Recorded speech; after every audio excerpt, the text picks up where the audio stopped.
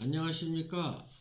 대하소설이자 자전소설이며 장편소설 세 번의 운명 시리즈 6권과 개정판 시리즈 8권 저자 소설가 출봉 정항암입니다. 오늘은 제4장 소설 쓰기 이론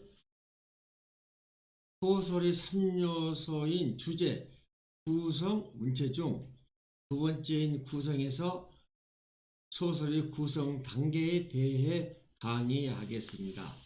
소설의 구성 단계는 발단, 갈등, 절정, 결말로 이루어집니다. 발단은 인물이 소개되고 배경이 제시되며 기본 상황의 윤곽이 드러나는 소설의 출발점입니다. 그러나 인물이나 배경은 물론이고 기본 상황의 윤곽이 한꺼번에 제시되어야 한다는 원칙은 없습니다. 갈등. 작중 인물은 대립 세력의 행동이나 성격에 의하여 심리적으로 갈등을 겪게 되고 그의 긴장감은 주로 행동으로 나타납니다. 일반적으로 갈등은 절정을 향하는 상승 행동이라고 말합니다. 앞에 나온 발단의 이야기를 끌어안고 절정으로 치닫게 하는 여러 가지 요인을 제시해야 하기 때문에 내용상으로 가장 많은 분량을 처리합니다. 절정, 작중 상황이 최고에 오르는 순간 또는 독자의 감정적 반응이 최고점에 오르는 순간을 절정이라고 합니다. 절정은 역전이 이루어지는 동시에 상승 행동과 하강 행동으로 나누어지는 분기점이 되기도 하면서 여러 이야기나 실수를 잡아가고 대단원을 예감하는 대목이기도 합니다. 결말, 사극의 대단원이라고 합니다. 등장인물의 운명이 분명해지고 그의 실패나 성공의 전부가 드러나는 최종적인 단계입니다. 결말에서는 구성상 세 가지 양상 중 하나로 나타날 수 있습니다. 그 하나는 죽음이거나 비극적인 사건이고 다른 하나는 의도한 반전이며 또 하나는 현실 상황에 대한 인식입니다. 비극적 사건을 보통 파국이라는 용어를 쓰기도 합니다. 소설의 세 가지 구성 요소는 인물, 사건, 배경을 말합니다. 인물은 소설에 등장하는 사람과 작품 속에 등장해서 사건을 이끌어가는 주체로 사건을 진행시키고 소설의 주체를 끌어냅니다. 사건은 등장인물이 일으키고 겪는 행동과 갈등 요소를 중심으로 일어나는 일입니다. 배경은 인물이 행동하거나 사건이 일어나는 시간과 장소를 말합니다. 그리고 사건이 일어나는 바탕으로 묘사를 통해서 사건이 일어나게 되는 사실성을 부여합니다. 인물, 혈액형으로 분류하면 인물은 소설의 구성 3요소 중 첫 번째입니다. 사람의 혈액형으로 나타나는 인물의 유형은 일반적으로 O형, A형, B형, AB형 등 네 가지입니다. O형의 혈액을 가진 사람은 대체로 패기가 넘치고 자신감이 넘치는가 하면 의지가 강합니다. 그리고 잘 움직이는가 하면 매사에 적극적입니다. 하지만 감정이 거칠고 성격이 다소 섬세하지 못한 것이 단점입니다. A형의 혈액형을 지닌 사람들은 대체로 성격이 온순하고 신중합니다. 감성이 민감하여 감정에 잘 움직입니다. 내성적에서 의지가 약하고 소심한 면도 있습니다. 참을성이 부족해서 매사에 인내하면서 기다리지 못하는 경우가 많습니다. 그리고 일을 몰아서 한꺼번에 처리하려고 하는 경향이 있습니다. B형, 쾌활하고 결백한 성격입니다. 활동적이며 사교적입니다. 낙천적인 성격이면서 A형보다 더 열정적으로 일을 많이 합니다. 스트레스를 잘 받고 혈압이 높아 뇌졸중과 심장병으로 사망률이 높습니다. AB형, A형과 B형의 성격을 종합해서 가지고 있습니다. 참고로 말씀드리면 프로이드의 정신분석적 이론에 의하면 인물의 유형은 본능, 자아, 초자아로 되어 있다고 합니다. 그러므로 욕망과 욕구가 사람 각자에 따라 달라져서 인간적으로나 사회적으로는 물론이고 직업, 유형에 따라서 갈등을 느끼는 인간 유형도 달라집니다. 따라서 작가는 인간의 심리적 변화와 갈등을 나름대로 이해하고 파악해내는 것이 중요합니다. 글을 쓰는 사람이 새로운 인간형이나 상황을 만들어내지 못하면 작가로서 역량이 부족하다고 말할 수밖에 없으며 문학 작품을 쓰는 것이 어렵다는 이야기와도 통합니다.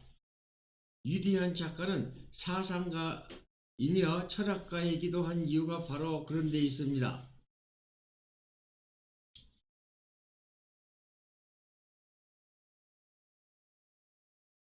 소설의 구성 요소 중 첫 번째 요소인 인물은 다음과 같이 네 가지 유형으로 나누기도 합니다. 유형별 분류에서는 평면적 분류, 유형별 분류에서 평면적 인물은 작가의 작품 속에서 환경이나 행동이 아무리 변해도 성격이 절대로 변하지 않는 인물을 평면적 인물이라고 합니다.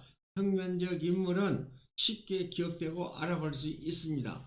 원형적 인물은 문학적 사상 전반에 대한 보편적인 개념이나 상황으로 여겨질 만큼 자주 되풀이하여 나타나는 근본적인 상징이나 성격 유형을 가리키는 문학평론 용어입니다. 작가의 작품 속에서 환경과 사건의 변화에 따라 그에 걸맞게 변하고 적응하는 성격을 가진 인물을 원형적 인물이라고 합니다.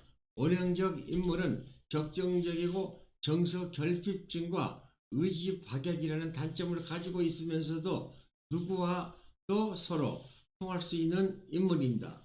전형적 인물의 유형은 계층별 유형으로서 대체로 직업과 관련이 있습니다. 예를 들면 군인, 목사, 승려, 수녀, 경찰관, 농부, 술집 작부 등이 있습니다. 개성적 인물은 그 사람만의 개성과 특성을 갖습니다. 작가는 작품 성격과 특성에 따라 인물을 설정합니다. 하지만 사회의 가치도 많이 변화하고 인간도 많이 변하는 세상이어서 인물의 유형도 시대 감각에 맞아야 합니다. 지금은 도둑놈이나 깡패도 미남이어야 합니다. 사람의 이름도 시대의 흐름과 시대 감각이 있다는 것을 주지해야 합니다. 특히 작중의 인물 성격은 작품 전체의 의미에 포괄적으로 수용되면서 발전해야 이상적입니다. 그것을 수용성이라고 하는데 수용성이 없으면 작가의 분위기와 일치되지 않습니다. 등장인물의 설정은 직접적 표현과 간접적 표현법이 있습니다. 직접적 표현법은 해설적으로 표현하는 방법이며 간접적 표현법은 극적으로 표현 방법입니다. 직접 표현 방법은 작가가 등장인물의 개성이나 특성을 요약해서 설명하는 것을 말합니다. 예를 들면 소설가 출봉 정항암의 대하소설이자 사전장편소설 세번의 운명 시리즈 6권과 대장판 시리즈 8권에서 주인공 다운은 사리에 어긋나는 말을 잘 하지 않는 편이었다. 상대방의 자존심을 건드릴 때도 종종 있다. 하지만 인정이 많아서 좋아하는 사람도 더러 있다. 다오는 정입하다. 인물도 그만하면 미남이고 키도 크고 몸집도 크다. 그런데 다혈질이어서 가끔 사람들을 당황하게 했다.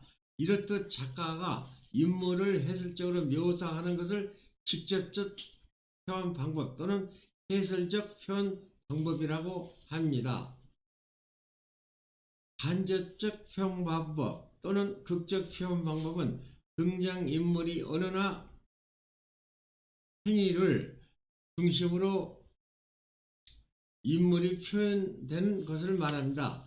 예를 들면 소설가 출봉 정항암의 대하소설이자 가전장편소설 세 권의 운명 시리즈권과 대장판 시리즈 8권에서 주인공 다오는 전라도 사투리를 썼다.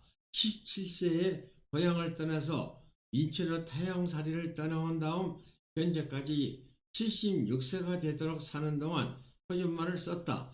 하지만 고향 사람들을 만나면 은연중에 전라도 사투리를 쓰는 것을 보면 사람들 대부분이 출생지에 따라서 언어도 달라지는 모양이었다. 다오는 고향 선조에게 말했다. 아이고 성님 참말로 오래간만이오니 그동안 어찌게 살았단가라? 응, 지방에 내려가서 살다 왔지. 그래라 그것이 어딘데라? 주머니에서 담배를 꺼내 불을 붙였다. 인물은 그 작품의 분위기와 특성에 맞아야 합니다. 작가는 어떤 유형의 인물이 그 작품 속에 적당한지를 생각하고 현명하게 창조해내야 합니다. 인물은 가공으로 창조해낼 수 있습니다. 하지만 작가가 잘 알고 있는 사람이나 일상의 주변에서 모델을 찾아 등장인물과 연계시키는 것도 좋은 방법입니다. 작가는 작품에 등장인물이 설정되면 특별한 이유가 없는 한 그 유형으로 활동하게 해야 합니다. 등장인물의 관계 설정도 잘해야 합니다. 등장인물의 관계는 갈등 관계를 원칙적으로 하되 해코지가 아닌 협조자도 필요합니다. 시대 관계에 맞는 인물이어야 합니다. 인물의 표현은 직접적 표현과 간접적 표현 다 사용하여도 무방합니다. 문학 이론은 다른 이론을 혼합하여 유기적으로 결합되어야 하기 때문입니다. 다음 시간은 쉬운 소설 쓰기 4장 소설 쓰기 이론 중 소설의 문체에서 소설 구성의 3요소 중 두 번째인 사건을 이야기하겠습니다. 감사합니다.